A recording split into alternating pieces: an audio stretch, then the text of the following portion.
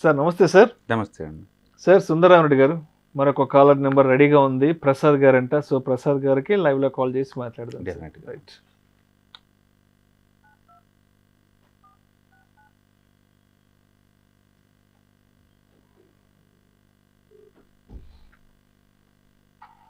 Hello sir Prasad గారు మాట్లాడేది.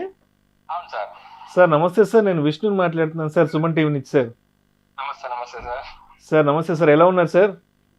బాగున్నాను సార్. ఇప్పుడు మేము ఈ టీవీలో చూడంగానే ఇప్పుడు లైవ్గా మాట్లాడుతున్నాను. Thank you sir, thank you so much sir. So అంటే మీ ఇన్వెస్ట్మెంట్స్కి సంబంధించి నెక్స్ట్ అప్కమింగ్ వెబినార్కి సంబంధించి మీకు ఏదైనా డౌట్స్ ఉంటే సో నేరుగా లైవ్లో సుందరరామరెడ్డి గారితో మాట్లాడొచ్చు. ఇప్పుడు లైవ్ స్టూడియోలో సుందరరామరెడ్డి గారు నా ఎదురుగా కూర్చోన్నారు. సో నేను సెల్ ఫోన్ సుందరరామరెడ్డి గారికి ఇస్తున్నాను. మీరు నేరుగా సార్తో మాట్లాడి మీ ఇన్వెస్ట్మెంట్స్కి సంబంధించి వెబినార్కి సంబంధించి ఏదైనా డౌట్స్ ఉంటే మీ డౌట్స్ని క్లారిఫై చేసుకోవచ్చు. నేను మొబైల్ సార్కి ఇస్తున్నాను సార్. ఓకేనా? Okay sir. రైట్. ప్రసాద్ గారు మాట్లాడండి. గజం కేవలం 15,500 రూపాయలతో 150 గజాల భూమి కేవలం 23 లక్షలు మాత్రమే. యా, హాయ్ ప్రసాద్ గారు, ఎలా ఉన్నారు? సార్ నమస్తే సార్. బాగున్నాను సార్. యా, చెప్పండి సార్. సార్ ఇన్వెస్ట్మెంట్ నేను జస్ట్ 6 months కింద స్టార్ట్ చేశాను. లాస్ట్ 6 months నుంచే? ఓకే. లాస్ట్ 6 months నుంచి. ఇంతకుముందు ఎట్లా అంటే మేము 4 members ఉంటాం. మా పాప, నేను, మా బాబు, మా మేడం. ఓకే. ఎవ్రీ మంత్ ఇట్లా 12,000 అట్లా చేయాలనుకున్నాం ఒక్కొక్కరి పైన. Great sir. మా పాప పైన ఆల్రెడీ ఇప్పుడు స్టార్ట్ చేశాను 10,000 HDFC children gift fund. Great sir. Yes. ఇంకా చేయాలంటే కన్ఫ్యూజన్ లో ఉన్నాను. దీనిలో పెట్టాలా, దానిలో పెట్టాలా, ఏ కంపెనీలో పెట్టాలని చెప్పి. డెఫినెట్గా మీరు కనుక ప్రొఫెషనల్ లైఫ్లో బిజీగా ఉన్నారు అనుకుంటే ఈటీఎఫ్స్, ఇండెక్స్ ఫండ్స్ ఇవి సరిపోతాయండి. లేదు డైలీ ఒక 1 hour 2 hours నేను స్పెండ్ చేయగలుగుతాను అనుకున్నప్పుడు అప్పుడు మాత్రం స్టాక్ డైరెక్ట్ పిక్ వెళ్ళండి. ఓకే. ఎందుకంటే ఈ మనం అనుకున్న ఈ mutual funds, ETFs, index funds అన్నీ కూడా ప్రొఫెషనల్స్ హ్యాండిల్ చేస్తారు. అందుకని అవి జీరో అవ్వవు. ఎక్కువ మంది మార్కెట్లో భయపడేదే అవి ఏదైనా పడిపోతేనో అన్నట్టు భయపడతారు వాళ్ళు. సో అందుకని ఆ స్టాక్ స్పెసిఫిక్ రిస్క్ మీకు తగ్గిద్ది అండ్ మార్కెట్ రిస్క్ కూడా తగ్గిపోద్ది ఆటోమేటిక్గా ఎస్ఐపి ద్వారా ఎంటర్ అయితే. అందుకని ఎవ్రీ మంత్ ఎస్ఐపి ద్వారా మీరు తీసుకోవచ్చు. ఒక మిడ్ క్యాప్ మ్యూచువల్ ఫండ్, ఒక స్మాల్ క్యాప్ ఇలా తీసుకోవచ్చు. రైట్. మీ ఇన్వెస్ట్మెంట్ ఏరియాలో మీరు అనుకుంటున్నారో అది మనం వెబినార్లో డిస్కస్ చేద్దామండి. తద్వారా నేను మంచి మంచి వాటిని రికమెండ్ చేసుకుంటాను. Category important. ఎందుకంటే హిస్టారికల్గా ఆ కేటగిరీ ఎక్కువ రిటర్న్స్ వచ్చింది ఉండాలి. ఆ కేటగిరీ నచ్చిన తర్వాతనే మనం మ్యూచువల్ ఫండ్ ఏ కంపెనీ బాగుందని వెళ్తాం అనమాట. అందుకని మనం ఇన్వెస్ట్ చేసే మనీ తీసుకెళ్ళి వాళ్ళ అవతల ఏ కంపెనీలో ఇన్వెస్ట్ చేస్తారో మనకు తెలియాలి కదా. అంటే నాకు ఒక డౌట్ ఏంటంటే సార్, ఇప్పుడు మనకు ఈ టాటా కానీ, హెచ్డిఎఫ్సి కానీ, ఇవి కానీ మనము చాలా రోజుల నుంచి వింటున్నాము. అవును. ఇప్పుడు క్వాంట్ కానీ ఇట్లా కంపెనీ వినసరి కొత్త కంపెనీ కదా, మరి కంపెనీ ఏమైనా తర్వాత లాంగ్ టైమ్ లో ఏమైనా ఉడాయిస్తారా అన్నట్టు అట్లా. రైట్. మీకు వచ్చిన ఆలోచన చాలా మందికి వచ్చిందండి. స్టాక్ మార్కెట్లో ఏంటంటే కొత్త కొత్త కంపెనీస్ వస్తూనే ఉంటాయి. కొన్ని సక్సెస్ అవుతుంటాయి, కొన్ని ఫ్లాప్ అవుతూ ఉంటాయి. బట్ ఎలాంటి ఈ మ్యూచువల్ ఫండ్ ఇండస్ట్రీలో వచ్చినా సరే అవన్నీ కూడా గవర్నమెంట్ లైసెన్స్కి లోబడే రన్ అవుతుంటాయి. అందుకని మనం అనుకున్నట్టు హెచ్డిఎఫ్సి బ్యాంక్ వేరు, హెచ్డిఎఫ్సి మ్యూచువల్ ఫండ్స్ వేరు. హెచ్డిఎఫ్సి బ్యాంక్ని ఆర్బీఐ కంట్రోల్ చేస్తుంది. హెచ్డిఎఫ్సి మ్యూచువల్ ఫండ్స్ని సెబీ వాళ్ళు, ఎంపీ వాళ్ళు కంట్రోల్ చేస్తుంటారు. అందుకని ఎవరికి వాళ్ళది అనమాట లైసెన్స్లో. అట్లా కొత్తలో ఎవరిని వచ్చినా సరే ఆ గవర్నమెంట్ లైసెన్స్లు తీసుకొని వస్తారు కాబట్టి గవర్నమెంట్ కంట్రోల్ చేస్తూ ఉంటుంది వీటన్నిటిని. అందుకని వాళ్ళు మన మనీ తీసుకెళ్ళి కంపెనీలో ఇన్వెస్ట్ చేస్తారు. అందుకని ఇది ఒకవేళ కంపెనీ బ్యాంక్రప్ట్ అయినా మనకు వచ్చే నష్టమే ఉండదు. వాళ్ళు ఇన్వెస్ట్ చేసిన కంపెనీస్కి ఏమైనా అయితేనే మన డబ్బు పోతుంది అనమాట.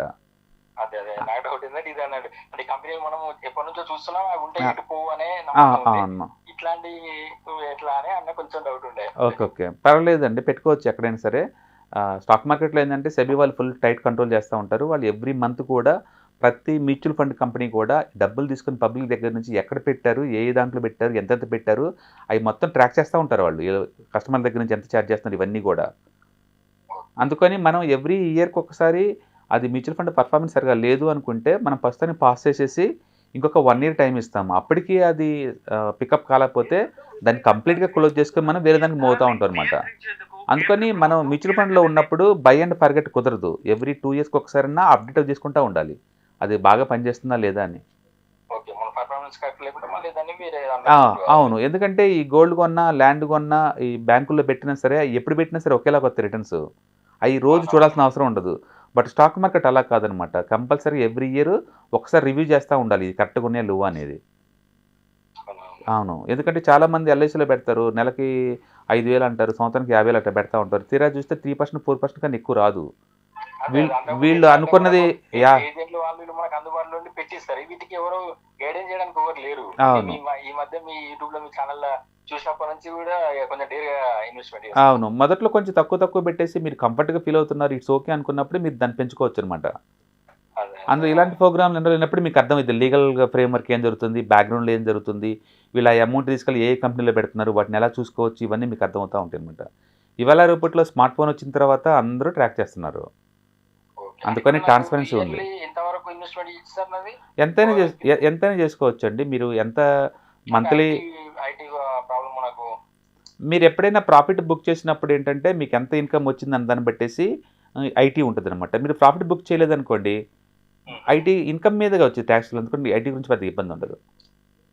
అంటే మాది డిస్ట్రిబ్యూటర్ అన్నట్టు, మాకు ఎవ్రీ ఇయర్ లో ఒక 6-7 lakhs ఇన్కమ్ చూపిస్తారు సార్, అంటే ఓన్లీ వైట్ మనీ మనకు. ఓకే, సో ఈ మ్యూచువల్ ఫండ్లో ఏంటంటే మీరు ఎంత సంపాదించుకున్నా సరే ఓన్లీ 10% ట్యాక్స్ కడతారు. అది కూడా మ్యూచువల్ ఫండ్ని క్లోజ్ చేస్తేనే. మీరు అమ్మలేదు, మ్యూచువల్ ఫండ్స్ని అమ్మలేదు, మీరు అసలు ట్యాక్స్ కట్టే పని లేదు ఎప్పటికీ కూడా, అమ్మనంత వరకు.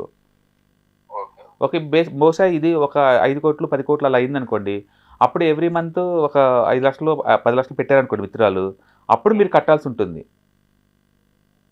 అంటే ఇట్లా ఎవ్రీ ఇయర్ 1,50,000 అన్నారు కదా, అంటే దానికంటే ఎక్కువ చేసుకోవచ్చా మనం?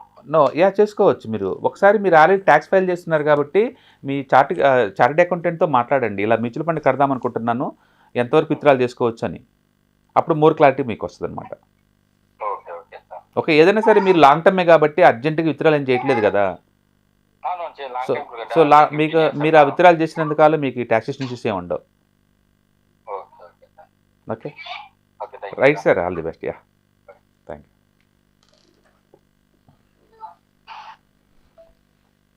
సో చెప్పండి సుందరరామరెడ్డి గారు, ప్రసాద్ గారితో మాట్లాడిన తర్వాత, ఎందుకంటే పిల్లల గురించి చాలా వాళ్ళ పాప మీద ఆల్రెడీ హెచ్డిఎఫ్సి చిల్డ్రన్ గిఫ్ట్ తీసుకున్నాడు ఆల్రెడీ, అండ్ 4 ఇంట్లో ఉన్నారు, 4 ఎస్ఐపీలు స్టార్ట్ చేస్తారంట. ఆ అవేర్నెస్ చూడండి ఎంత ఉందో. నిజంగా రెవల్యూషన్ స్టార్ట్ అయింది, మన వల్ల ఒక మంచి రెవల్యూషన్ స్టార్ట్ అయింది అనిపిస్తుంది. కాల్స్ అని మాట్లాడే డెఫినెట్ గా అండి. అంటే ఫ్యూచర్ సెక్యూర్ అవుద్దండి అది. దానివల్ల ఏంటంటే రెండోది టైం వాల్యూ, కాంపౌండ్ ఇంట్రెస్ట్ కలిసి వచ్చింది వాళ్ళకి. అప్పటికప్పుడు వాళ్ళకి వడ్డీలకి ఇచ్చేసి తెచ్చుకోలేక ఇన్ టైంలో స్ట్రెస్ అయ్యే బదులు వాళ్ళ చేతుల్లోనే మనీ ఉంటుంది, వాళ్ళ మొబైల్స్లోనే ఉంటుంది యాక్టివ్గా. దాన్ని ఎలా ట్రాక్ చేయాలో, ఎలా అమ్మచ్చో ఉంటుంది అనమాట. ప్రసాద్ గారు చెప్పినట్టు ఈ మ్యూచువల్ ఫండ్ ఏజెంట్లు 10 ఇళ్ళకి ఒకళ్ళు ఉంటారు, లేదా విలేజ్కి ఒకళ్ళు ఉంటారు. వాళ్ళ ఇన్సూరెన్స్ పర్పస్ వేరు అండ్ మ్యూచువల్ ఫండ్ పర్పస్ వేరు. Mutual funds meant for wealth creation, insurance meant for to protect the wealth అనమాట. అందుకని ఇన్సూరెన్స్ మ్యాండేటరీ, బట్ దాని అర్థం నేను లైఫ్ ఇన్సూరెన్స్ మన రెగ్యులర్ పాలసీలు కాదండి, టర్మ్ ఇన్సూరెన్స్ అవసరం కంపల్సరీగా. ప్రతి వ్యక్తి కూడా 35 లోపు ఉన్నారు అంటే, ఇన్కమ్ జనరేట్ చేస్తున్నాడంటే ఖచ్చితంగా 1 crore తీసుకోవాలి కంపల్సరీగా. కానీ అది టర్మ్ ఇన్సూరెన్స్ అయి ఉండాలా. మంత్లీ ఎంత ఉండదండి, యావరేజ్ మీద 500 ఉంటుంది, ఇయర్లీ 6,000 కన్నా ఎక్కువ ఉండదు. అందుకని మ్యూచువల్ ఫండ్స్ మ్యాండేటరీ. అది మీకు జాబ్ రాగానే ఫస్ట్ చేసే మొదటి పని ఏంటంటే ఇన్సూరెన్స్ పాలసీ కొనుక్కోవాలా. తద్వారా మన ఇన్కమ్ గ్యారెంటీ అవుతుంది ఇంట్లో వాళ్ళకి. తర్వాత మనీ వస్తే ఒక 1 or 2 months మనీని ఎమర్జెన్సీ మనీ కింద పెట్టాలి. తర్వాత మనీని ఎస్ఐపి బిగిన్ చేయాలి మ్యూచువల్ ఫండ్స్లో. అందుకని ఇన్సూరెన్స్ మ్యాండేటరీ. బట్ అన్ఫార్చునేట్లీ వీళ్ళు ఏంటంటే పల్లెటూరులో అందరికి అంటకడతా ఉంటారు పాలసీలు. అప్పుడెప్పుడు 2 lakh వచ్చింది, 3 lakh వచ్చిందని. 20 years కట్టిన తర్వాత కూడా 2 lakh అవుతుంది, ఎంతకన్నా ఎక్కువ రావు. వీళ్ళకేమో అంత అవేర్నెస్ ఉండదు. ఇప్పుడు ప్రసాద్ గారు అన్నట్టు ఇప్పుడు ఈ సుమన్ టీవీ పుణ్యం అంటూ అది పల్లెటూరు దాకా వెళ్ళేసి మ్యూచువల్ ఫండ్ గురించి డిస్కషన్ బిగిన్ అవుతుంది. ఇప్పుడిప్పుడే అదొక ఉద్యమం లాగా స్టార్ట్ అవుతుంది అనమాట. ఇట్లా 4 ఎస్ఐపీలు బిగిన్ చేస్తే 20 years తర్వాత చూడండి ఫ్యామిలీ హ్యాపీగా సర్వే అవుతుంది. అంటే ప్రతి ఒక్కరికి ఆ ఫ్యామిలీ మీద లవ్ అండ్ ఎఫెక్షన్ ఉంది. కానీ ఎలా బిగిన్ చేయాలా, ఈ గేమ్ని ఎలా ఎగ్జిక్యూట్ చేయాలో, ఎలా తీసుకెళ్లాలో ప్రసాద్ గారు చెప్పినట్టు ఐడియా లేదు. ఇన్సూరెన్స్ అయితే ఊరికొకళ్ళు ఉన్నారు, మ్యూచువల్ ఫండ్స్కి లేరు. అందుకని ఆ విలేజ్ దాకా పెనిట్రేషన్ కావాలని ఆ మ్యూచువల్ ఫండ్ డిస్ట్రిబ్యూటర్ ఎంకరేజ్ చేస్తున్నాం మనం. అంతే తప్ప సిటీలో వాళ్ళని డైరెక్ట్గా తీసుకొని అందరినీ రెగ్యులర్ చేయమని మనం అంటలేదు. ఆ పల్లెటూరులో అవేర్నెస్ తేవాలంటే ఎవరో ఒకరు రెస్పాన్సిబిలిటీ తీసుకోవాలి, వాళ్ళు అనమాట మ్యూచువల్ ఫండ్ డిస్ట్రిబ్యూటర్స్. అందుకే ఈ ప్రోగ్రాంలో మనం దాన్ని యాడ్ చేసాం. Thank you sir, thank you so much Sundararamareddy గారు.